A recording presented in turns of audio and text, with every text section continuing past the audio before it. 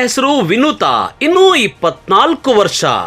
ಬೆಂಗಳೂರು ಗ್ರಾಮಾಂತರ ಜಿಲ್ಲೆ ದೇವನಹಳ್ಳಿ ಮೂಲದ ಈಕೆಯನ್ನ ಚಿಕ್ಕಬಳ್ಳಾಪುರ ತಾಲೂಕಿನ ಗಂಗರೆ ಕಾಲುವೆ ನಿವಾಸಿ ಅಡುಗೆ ಭಟ್ಟನ ಕೆಲಸ ಮಾಡ್ತಕ್ಕಂಥ ಸತೀಶ್ ಎಂಬಾತರಿಗೆ ಕೊಟ್ಟು ಮದುವೆ ಮಾಡಲಾಗಿತ್ತು.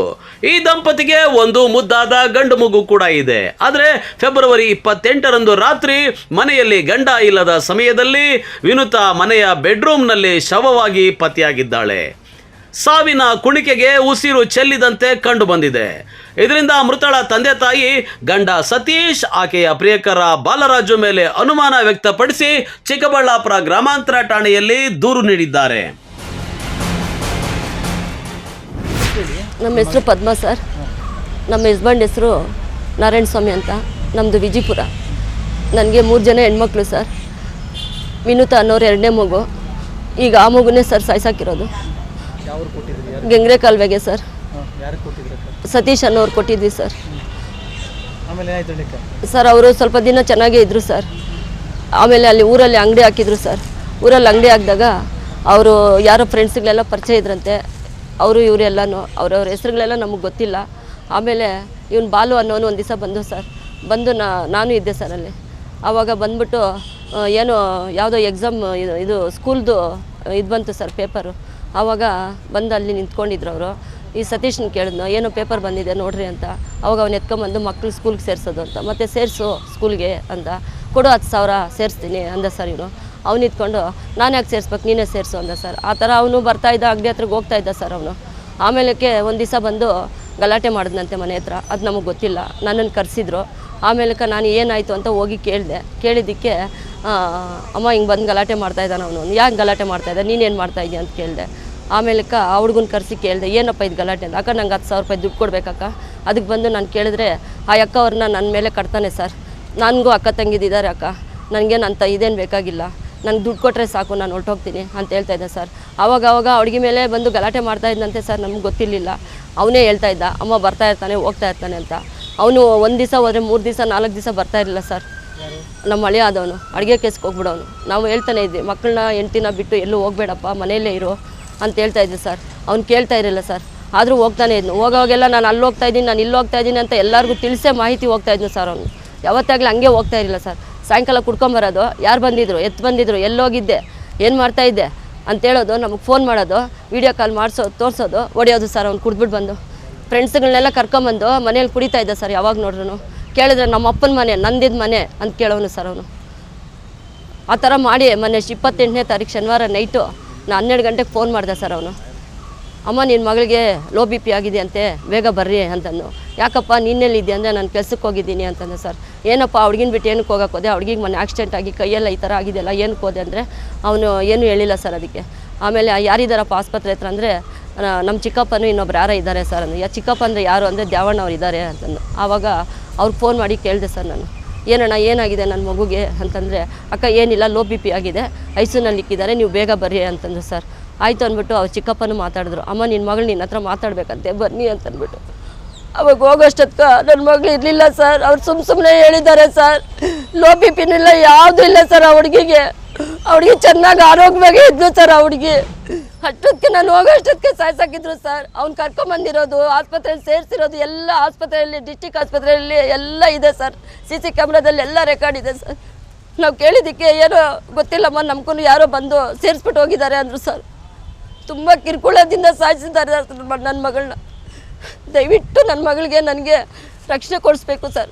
ಈಗ ಬಾಲು ಅನ್ನೋರಿಗೆ ನಿಮ್ಮ ಮಗಳಿಗೆ ಏನು ಸಂಬಂಧ ಇತ್ತು, ಅವ್ನು ನಿಮ್ಮ ಮನೆಗೆ ಯಾಕೆ ಬರ್ತಾ ಇದ್ದ, ಯಾಕೆ? ಅದೇ ಸರ್, ಸತೀಶ್ ಅನ್ನೋ ಅವರು ದುಡ್ಡು ಕೊಡಬೇಕಾಗಿತ್ತಂತೆ. ಫ್ರೆಂಡ್ಶಿಪ್ ಸರ್ ಅವರಿಬ್ರು. ನಂಗೆ ದುಡ್ಡು ಕೊಡ್ಸಕ್ಕ, ನಂಗೆ ದುಡ್ಡು ಬೇಕು. Satish Balaraju full friends sir ಅವರು. ಮನೆಗೆ ಬಂದು ಕುಡಿತಾ ಇದ್ರು ಸರ್ ಅವರು. ಅವರೇ ಅಂತಲ್ಲ ಸರ್, ಪ್ರತಿಯೊಬ್ಬರನ್ನು ಕರ್ಕೊಂಬಂದು ಕುಡಿಸ್ತಾ ಇದ್ರು ಸರ್ ಅವನು. ಕುಡಿಸ್ಬಿಡೋದು, ಕುತ್ಕೊಂಬಿಡೋದು, ಹೋಗ್ಬಿಡೋದು ಸರ್ ಅವನು. ಎಲ್ಲರೂ ಗಂಡಸರ ಮನೇಲಿ ಬಿಡೋದು, ಹೋಗೋದು ಅವನು. ಆಚೆ ಕಡೆಗೆ ಹೋಗಿ ತಿರ್ಗಾ ಕುಡ್ಕೊಂಬಂದು ಆಮೇಲೆ ಹೊಡಿಯೋದು. ಯಾಕೆ ಈ ಥರ ಮಾಡ್ತೀಯ ಅಂದರೆ, ನಮ್ಮ ಅಪ್ಪಂದು ಮನೆ, ನಿಂದಲ್ಲ ಮನೆ, ಯಾವಳು ನೀನು, ಓದ್ತಾ ಇರೋ ನಮ್ಮ ಮನೆಯಿಂದ ಆಚೆಕ, ನಿಮ್ಮ ಅಪ್ಪನ ಮನೆಯಿಂದ ಏನು ತಂದಿಲ್ಲ, ಏನು ತಂದಿದ್ದೀಯಾ, ಏನು ನನಗೇನು ವರದಕ್ಷಿಣೆ ಏನು ಕೊಟ್ಟಿಲ್ಲ, ಏನು ಮಾಡಿಲ್ಲ, ಏನೂ ಕೊಟ್ಟಿಲ್ಲ ನನಗೆ, ಗೊತ್ತಿಲ್ಲ ಸರ್ ನಮಗೆ. ಅದಕ್ಕೆ ಅನುಮಾನಾಸ್ಪದವಾಗಿ ನಾವು ಕಂಪ್ಲೇಂಟ್ ಕೊಟ್ಟಿರೋದು ಸರ್. ಯಾವುದೂ ಇಲ್ಲ ಸರ್, ನಾವು ಯಾವತ್ತೂ ನೋಡಿಲ್ಲ ಸರ್. ನನ್ನ ಮಗು ಅಂಥ ಮಗುನೇ ಅಲ್ಲ ಸರ್, ಅಂಥ ಮಗು ಅಲ್ಲ ಸರ್. ನಮ್ಮ ಎಲ್ಲಾದರೂ ಕೇಳಿ ಸರ್, ನಮ್ಮ ಮಗು ಎಂಥವಳು ಅಂತ ಹೇಳ್ತಾರೆ. ಯಾವ ಅಕ್ರಮ ಸಂಬಂಧನಿಲ್ಲ ಸರ್. ಇವ್ರ ಆಸ್ತಿಗೋಸ್ಕರ ನನ್ನ ಮಗುನ ಈ ಥರ ಮಾಡಿ ಸಾಯಿಸಿದ್ದಾರೆ ಸರ್. ಯಾವ ಸಂಬಂಧನೂ ಇಲ್ಲ ಸರ್ ನನ್ನ ಮಗುಗೆ. ಈಗ ಬಾಲು ಎಲ್ಲಿ ಹೋಗಿದ್ದಾನೆ, ಬಾಲು ಇದ್ದಾನೆ, ಏನು ಹೇಳ್ತಿದ್ದಾರೆ ಪೊಲೀಸರು? ಬಾಲು ಅವ್ರನ್ನ ನಮ್ಮನ್ನು ಇದು ಮೊಬೈಲ್ ಕಾಂಟ್ಯಾಕ್ಟಿಂದ ಫೋನ್ ಮಾಡಿಸಿದ್ರು ಸರ್. ಅಕ್ಕ ಇಲ್ಲ ನಾನೇನು ಮಾಡಿಲ್ಲ ಅಂತಂದರು. ನಾವು ಇದು ರಿಪೋರ್ಟ್ ಬರಲಿ, ಪೋಸ್ಟ್ ಮಾರ್ಟಮ್ ರಿಪೋರ್ಟ್ ಬರಲಿ ಅಂತ ವೇಟ್ ಮಾಡ್ತಾಯಿದ್ದೀವಿ ಸರ್. ನಮಗೂ ಪೊಲೀಸವರು ಎಲ್ಲ ನಮ್ಮ ಕಡೆನೇ ಇದ್ದಾರೆ ಸರ್, ಸಪೋರ್ಟ್ ಇದ್ದಾರೆ. ಆಗ ನ್ಯಾಯ ಕೊಡ್ಸೋಣ ಅಂತ ಇದ್ದಾರೆ. ಇವಾಗ ನಾವು ಇಲ್ಲಿ ನ್ಯಾಯ ದೊರಕಿಲ್ಲ ಅಂದರೆ ನಾವು SP ಕಚೇರಿ ಮುಂದೆ ಹೋಗಿ ನಾವು ನ್ಯಾಯ ಕೇಳ್ತೀವಿ ಸರ್. ನಾರಾಯಣಸ್ವಾಮಿ, ವಿಜಯಪುರ. ಶುಕ್ರವಾರ ನೈಟು ನಾವು ಬರೋಷ್ಟೊತ್ತಿಗೆ 2 ಗಂಟೆ ಟೈಮ್ ಆಗಿತ್ತು. ಬರೋಷ್ಟೊತ್ತಿಗೆ ನನ್ನ ಮಗಳು ಸತ್ತೋಗಿದ್ಲು. ಕೇಳಿದ್ರಕ್ಕ ಯಾರೋ ಅನುಮಾನಾಸ್ಪದದಿಂದ ನಾವು ಯಾರೋ ಸಾಯಿಸವ್ರೆ ಅಂದ್ಕೊಂಡೆ. ಇವಾಗ ನಮ್ಮ ಮಗಳ ಮೇಲೆ ದೂರ ಆಗ್ತಾಯಿದ್ದಾರೆ. ಇವಾಗ ಅದರಿಂದ ನಾವು ನ್ಯಾಯ ಕೇಳಕ್ಕೆ ಬಂದಿದ್ದೀವಿ. ಆ ನ್ಯಾಯ ದೊರಕಿಸ್ಕೊಡ್ಬೇಕು. ನಮಗೆ ಅನುಮಾನ ಇರೋದು ಅವತ್ತೇನಾಯ್ತಣ್ಣ? ಅವತ್ತು ನಿಮ್ಮ ಮಕ್ಕಳೇ ನೋಡಿದ್ರು ಅಂತ ಹೇಳಿದ್ರು. ನಮ್ಮ ಮಕ್ಕಳು ಎಲ್ಲ ನೋಡಿದ್ದಾರೆ. ಅದು ಯಾರೋ ಸಾಯಿಸಿರೋದು, ಯಾರೋ ಸಾಯಿಸ್ಬಿಟ್ಟು ಆಸ್ಪತ್ರೆಗೆ ಕರ್ಕೊಂಬಂದಿರೋದು. ನಮ್ಗೆ ಅನುಮಾನ ಇರೋದು ಬಾಲರಾಜ್ ಮೇಲೆ. ಬಾಲನೇ ಕೆಲಸ ಮಾಡಿದ್ದಾನೆ ಅಂತ ನಮ್ಗೆ ಅನುಮಾನ. ಅದರಲ್ಲಿ ನಮ್ಮ ಸತೀಶ್ ಅವರು ಅಳಿಯ, ಅವರು ಊರಲ್ಲಿರಲ್ಲ. ಅವರು ನಮಗೆ ಫೋನ್ ಮಾಡಿ ತಿಳಿಸಿರೋದು. ಅಲ್ಲ, ಮಕ್ಕಳೇನು ಹೇಳ್ತಾ ಇದ್ದಾರೆ? ನಮ್ಮ ಮಕ್ಕಳೆಲ್ಲ ಸಾಯಿಸಿರೋದು ಇದು ಅಂತ ಹೇಳ್ತಾ ಇದ್ದಾರೆ. ಗಲಾಟೆ ಆಯಿತು, ಮನೇಲಿ ಗಲಾಟೆ ಆಯಿತು ಅಂತ ಹೇಳ್ತಾರಲ್ಲ. ಅವ್ನ ಮಕ್ಕಳು ಹೇಳ್ತಾ ಇರೋದು ಬಾಲರಾಜನ ಬಂದು ಬಾಗಿಲು ಹೊಡೆದಾಕಿ ಬಾಲರಾಜ್ ಬಂದು ನಮ್ಮ ಮಮ್ಮಿನ ಹೊಡೆದು ನನ್ನ ಹೊಡೆದು ಸಾಯಿಸ್ಬಿಟ್ಟು ಗಾಡಿ ಮೇಲೆ ಕುದಿಸ್ಕೊಂಡು ಅವ್ರ ಫ್ರೆಂಡು ಅವರು ಹೋಗಿ ಆಸ್ಪತ್ರೆಗೆ ಸೇರಿಸಿರೋದು, ಸಾಯಿಸ್ಬಿಟ್ಟು ಅಂತ ಹೇಳಿದ್ದು ಮಕ್ಕಳು, ಸತೀಶನ ಮಕ್ಕಳು. ನೀವೇನು ಹೇಳಕ್ಕೆ ಬಯಸ್ತೀರಿ ಇವಾಗ? ನಾವು ಹೇಳೋದು ಸಾಯಿಸ್ಬಿಟ್ಟು ಅವ್ರನ್ನ ಆಸ್ಪತ್ರೆಗೆ ಸೇರಿಸಿರೋದು ಅಂತ ನಾವು ಬಯಸ್ತಾ ಇದ್ದೀವಿ. ಅಸಲಿಗೆ ಫೆಬ್ರವರಿ 28ರಂದು ರಾತ್ರಿ ವಿನುತಾ ತನ್ನ ಪ್ರಿಯಕರ ಬಾಲರಾಜುಗೆ ಹಲವು ಬಾರಿ ಕರೆ ಮಾಡಿ ಮನೆಗೆ ಬರುವಂತೆ ತಿಳಿಸಿದ್ಲಂತೆ. ಆದರೆ ಬಾಲರಾಜು ಎಲ್ಲಿ, ಯಾರ ಜೊತೆ ಇದ್ದನೋ ಗೊತ್ತಿಲ್ಲ. ಸಕಾಲಕ್ಕೆ ವಿನುತಾಳ ಮನೆಗೆ ಹೋಗಿಲ್ಲ. ಇದರಿಂದ ಮನನೊಂದು ಸಾವಿಗೆ ಶರಣಾಗಿರುವ ಶಂಕೆ ವ್ಯಕ್ತವಾಗಿದೆ. ಸ್ವತಃ ಮೃತಳ ಮಗ ಪೊಲೀಸರಿಗೆ ತನ್ನ ತಾಯಿ ಸಾವನ್ನಪ್ಪಿರುವ ಬಗ್ಗೆ ತಿಳಿಸಿದ್ದಾನೆ. ನಮ್ಮ ಚಿಕ್ಕಬಳ್ಳಾಪುರ ರೂರಲ್ ಪೊಲೀಸ್ ಸ್ಟೇಷನ್ ಲಿಮಿಟ್ಸಲ್ಲಿ 28 ಫೆಬ್ರವರಿ 2025ಗೆ ಲೇಟ್ ಈವ್ನಿಂಗ್ ಒಂದು UDR case, hanging case report ಆಗಿದೆ. ಬೇಸಿಕ್ಲಿ ನಮಗೆ ಹಾಸ್ಪಿಟಲಿಂದ ಮಾಹಿತಿ ಬಂದಿದೆ ಕಿ ಯಾರೋ ಒಬ್ಬರು ಲೇಡಿಗೆ ಕರ್ಕೊಂಡ್ಬಂದು ಟ್ರೀಟ್ಮೆಂಟ್ ಬಗ್ಗೆ ಕರ್ಕೊಂಡ್ಬಂದಿದ್ದಾರೆ. ಬಟ್ ಲೇಡಿ ಯಾವಾಗ ಕರ್ಕೊಂಡ್ಬಂದಿದ್ದಾರೆ, ಶಿ ವಾಸ್ ಬ್ರಾಡ್ ಡೆಡ್. ಅವ್ರದ್ದು ಹೆಸರು ವಿನೂತಾ.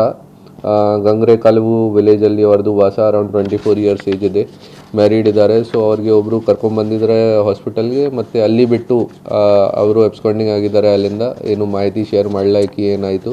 ಸೊ ಪೊಲೀಸ್ ಒಂದು ಇನ್ವೆಸ್ಟಿಗೇಷನ್ ಮಾಡಿದ್ದೀವಿ ಈ ಕೇಸಲ್ಲಿ. ಸೊ ಬೇಸಿಕ್ಲಿ ಯಾರು ಅವ್ರಿಗೆ ಕರ್ಕೊಂಡ್ಬಂದಿದ್ದಾರೆ, ಈ ಹುಡುಗ ಬಾಲಕೃಷ್ಣ ಅವ್ರ ಜೊತೆಗೆ ಲೀಗಲ್ ಅಫೇರ್ ಇತ್ತು ಈ ಲೇಡಿದು. ಮತ್ತು ಈ ಲೇಡಿದು ಹಸ್ಬೆಂಡ್ ಬೇರೆ ಕೆಲಸ ಬಗ್ಗೆ ಹೊರಗಡೆ ಹೋಗಿದ್ದಾರೆ. ಈ ಮೊದಲಿಂದ ಏನಾದರೂ ಡಿಸ್ಪ್ಯೂಟ್ ವಗೇರ ನಡ್ತಾ ಇದೆ ಈ ಅಫೇರ್ ಕಾರಣ ಬಗ್ಗೆ. ಬಾಲಕೃಷ್ಣ ಮತ್ತು ಈ ಡಿಸೀಸ್ದು ಏನಾದರೂ ಡಿಸ್ಪ್ಯೂಟ್ ನಡ್ತಾ ಇದೆ. ಆ ವಿಚಾರ ಬಗ್ಗೆ ಕೂಡ ಅದೇ ದಿನ, ಯಾವ ದಿನ ಈ ಕೇಸ್ ಆಗಿದೆ ಆ ದಿನ ಕೂಡ ಫೋನ್ ಮಾಡಿದ್ದಾರೆ ಲೇಡಿ ಅವರಿಗೆ ಸುಮಾರು ಟೈಮ್ಸ್. ಮತ್ತು ಅವ್ರಿಗೆ ಥ್ರೆಟನ್ ಮಾಡಿದ್ದಾರೆ ಕಿ ಸುಸೈಡ್ ಮಾಡ್ತೀವಿ, ಇಲ್ಲಿ ಮನೆಗೆ ಬನ್ನಿ ಈ ಥರ ಹೇಳಿದ್ದಾರೆ ಅವ್ರಿಗೆ ಫೋನ್ ಮಾಡಿ.